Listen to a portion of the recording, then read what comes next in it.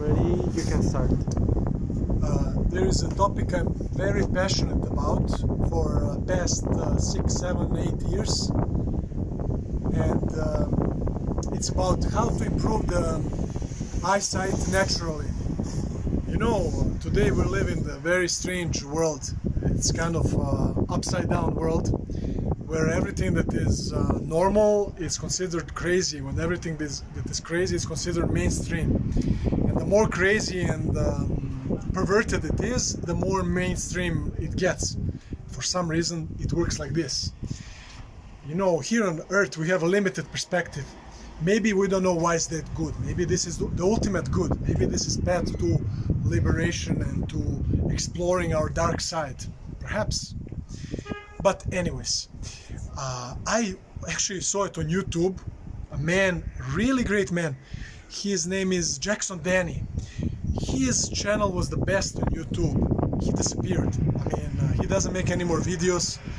But his channel was so good. He was inspiring. He was so calm, and literally, every video that he makes was very transformative. And one of his videos was how to improve the eyesight naturally, and he talked about this from the Yin and Yang perspective. And later, at that point, at that time, I just took the exercises which I implemented in my life, and I took off my glasses and the contacts, and recently I went even to the doctor, the eye doctor, to check, finally to check. I knew my eyes improved, but I wanted to check because people ask me, did you ever go to doctor? Because people don't have a very low confidence, very low faith, and they need always proof of some expert. You know, it's not enough for me to tell them. They don't accept this unless I have the proof with the expert's signature. Kind of silly, but this is how the world we're living. So I say, okay, I'll go to the expert and I will do the exam, and then I will make the video. And I really went, and this was the really nice doctor, nice lady, and she said after the exam, she said, one of your eyes is perfect vision. One of your eyes, you have very little minus, but combined, you see better than what is norm, better than perfect. And she said, which is very strange, because you have genetical predisposition to have a bad vision. So my genetics is even not in my favor. So this exercises actually work, and this philosophy actually work.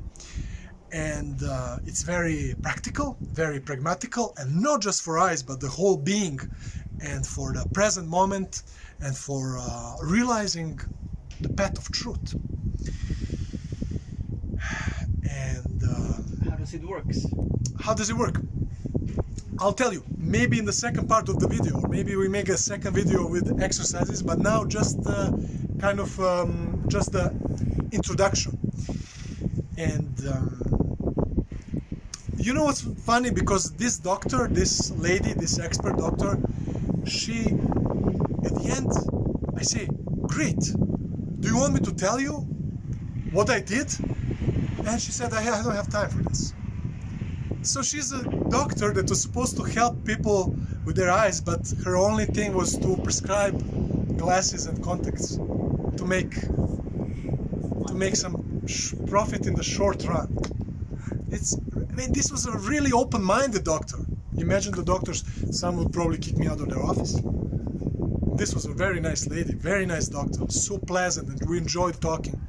But she wasn't, and she was even high in openness, but she wasn't interested to learn and to help her patient. I would think somebody that went to school for this would be very open and would want to know this so she can help her patient in the long run. But of course, this is a difficult path. This is the path of discipline and practice and inner change, and not just superficial glasses and contacts. Once you did it, how do you feel? after the exercises, well, you did it 10 minutes ago. Do you feel good? How do you feel? I felt relaxed. I felt that my eyes were very, very relaxed. Yes, yes. After you do these exercises, it's very special because it brings us to the presence. It brings us to the now, to the eternal now. And we kind of step out the false ego paradigm and we enter the world of being through the vision. And Jackson then he explained how through Yin and Yang perspective. And later I came to understand what he was actually talking about 5 or 6 years ago. He was actually talking how by looking at the furthest possible spot, as I understand, this is very young. So expanded vision, awakened consciousness, the second man, the man of vision, the man of imagination, the, so to speak, spiritual man. And the first man is Yin. It's like whether you're a man or woman, we are all kind of suffering from excessive Yin, as I understand it. So what is Yin? What am I going to eat tonight? Fear, darkness, limited perspective, fight or flight. What are we gonna, where are we gonna sleep? What are we gonna wear? It's very natural, of course, but it's not natural to be in this balance between Yin and Yang. So we need both. And that's how I understand it. So exercises actually activate our expanded vision, our distant gaze. And also the apparatus comes in the balance between the furthest possible gaze and the close gaze. And I can show the exercises now. 2 or 3 or 4 very simple exercises. And there is hundreds of exercises, but this is 3 or 4 that I'm doing when I'm doing and are very powerful. But I should also add, I also do yoga, and many positions help not just with body but also with eyes, with brain. There's a mixture of the mind and the physical. Of course. And it's not just that, it's also what we eat. Because if you stop eating for a few days, your eyes is gonna improve. Your stomach gonna heal and your eyes gonna heal. So we cannot fix just one thing. When we fix one thing, we fix everything. So that's why the individual is so important. If I fix myself, I fix part of the world that is connected to the whole. And imagine how powerful is that. And the wisdom say you don't have to change the world, just change yourself. And the whole world changes, adjusts. Exercises. Okay, it's perfect if you come to the place like this. Imagine this place. You can see many kilometers in the distance. And you take the stick or you take the finger. It doesn't have to be a stick. Let's say we can use the finger. And you put the finger about half a meter away from your head, from your eyes, and you look at the furthest possible spot. And then the finger kind of doubles. Now this finger, because we have 2 eyes and our focus is on the distance, this finger doubles. And you just move the finger very slowly to one side, and the eyes follow the finger and going to one side, still looking at the furthest possible spot. Without moving the head, try just to move the eyes. And when you come to the all the way to the limit of the vision, you just come back slowly, kind of meditatively. and you come back. It's really pleasant. And while we're doing this, now go to the left.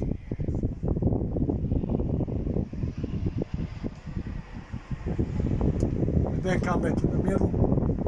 And a few times we can do left, right, left, right. And while we're doing this, the eye mechanism, the organ, adjusts naturally. It comes back to balance with just this simple exercise. So, furthest possible spot, and this is very important because the eyes are adjusting to this. Peripheral vision is also activating, and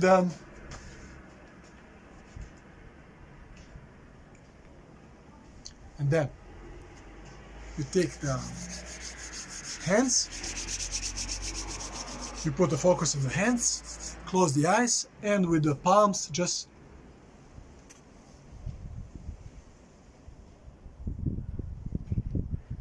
stay for a minute in complete darkness. Don't let any light come in. Enjoy the darkness.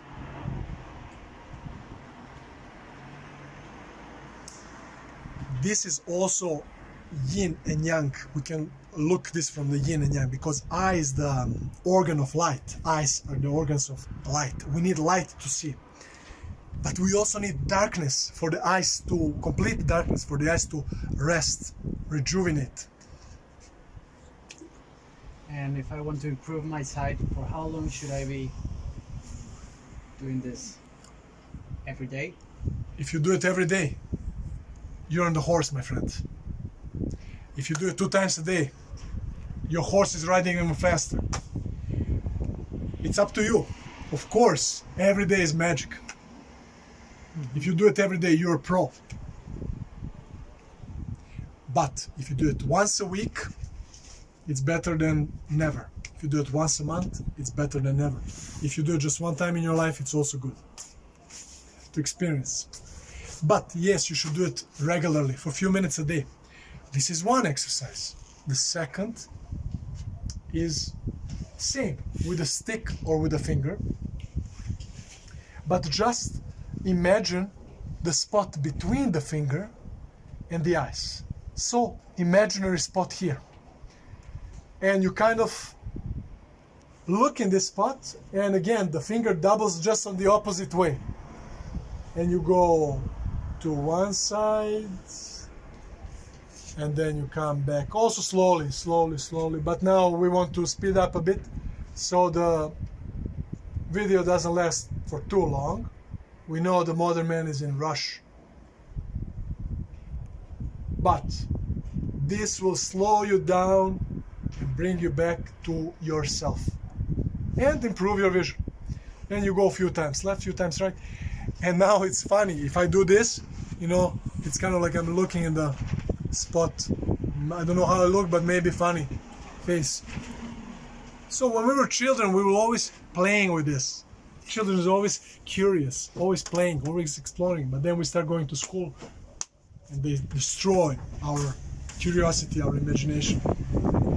My friend, when you have a child, stay away from school. Okay? No, I didn't say don't learn to read. I didn't say don't do the math. I didn't say don't explore. I didn't say don't be a scientist, but stay away from school. Or find a school that is supporting this type of openness and philosophy and imagination. And also, at the end, you do this, and again, you close the... It's also very pleasant to be in the darkness. And what's important, when we go to sleep at night, make sure to shut all the lights from the cell phone, from the TV, even the little lights, because we need complete darkness from the street lights if you're living in the city. It's really good for the spirit, it's good for the body, it's good for the mind, for everything. I'm sure I could say something more. Oh, this is also good exercise. It's kind of funny. But shaking, you know, like you can shake the whole body, like this. It's kind of crazy, you know? but you shake the whole body. And it's kind of like very anti-stress.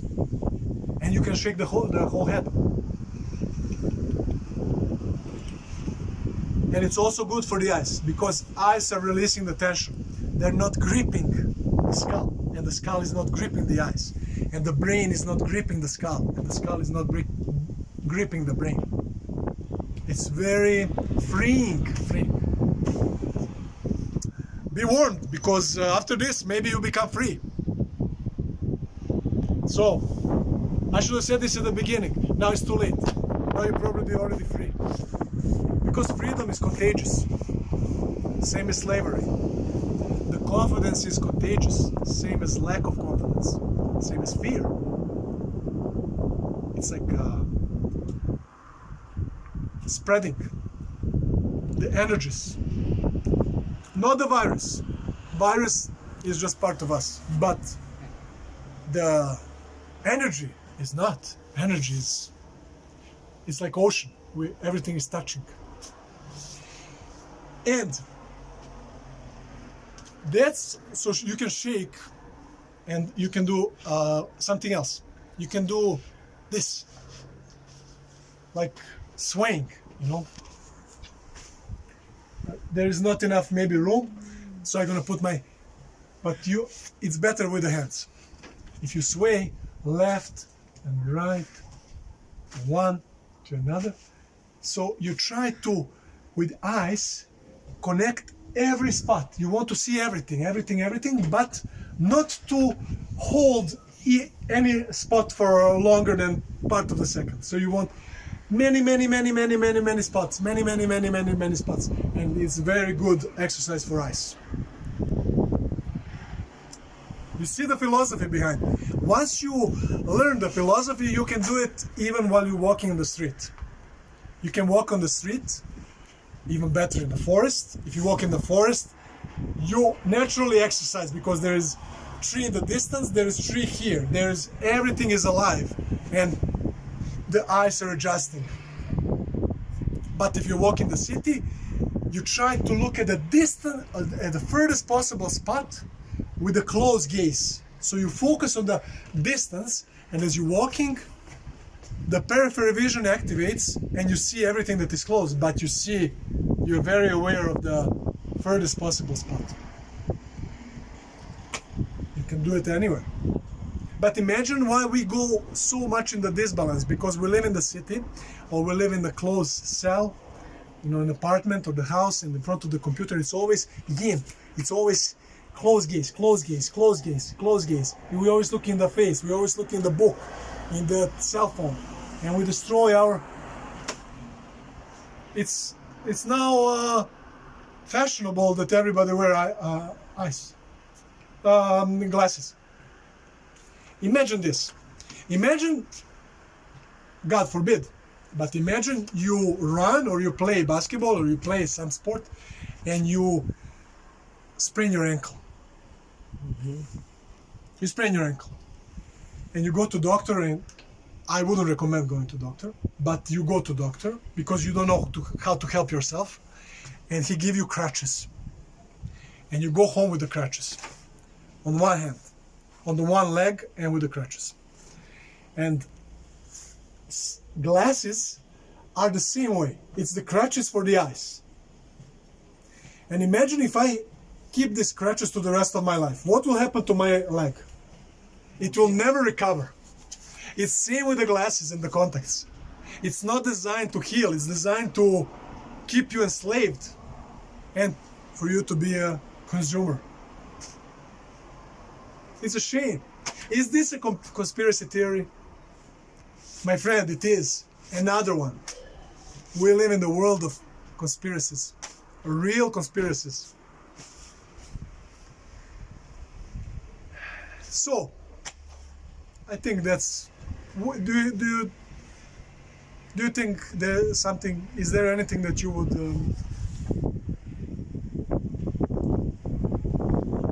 How is everything connected?